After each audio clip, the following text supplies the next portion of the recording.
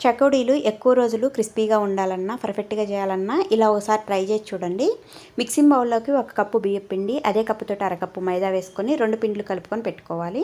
ఇప్పుడు ఒక అరకప్పు పచ్చిశనగపప్పును శుభ్రంగా కడిగేసి 3 గంటల పాటు నానబెట్టుకోవాలి. ఇలా నానిన పచ్చిశనగపప్పుని పొడి క్లాత్ మీద వేసుకొని ఒక 10 నిమిషాల పాటు ఇలా తడంతా పోయేంత వరకు ఉంచేసి ఒక బౌల్‌లో తీసి పెట్టుకుందాం. ఇప్పుడు స్టవ్ పైన ఒక ప్యాన్‌లోకి 1 కప్పున్నర మనం ఎంతైతే పిండిని తీసుకుంటామో అంతే వాటర్‌ని కూడా తీసుకొని ఉప్పు, కారం, ఒక చిటికెడు రెడ్ ఫుడ్ కలర్ కూడా వేసుకొని వాటర్ బాగా తెరలనివ్వాలి.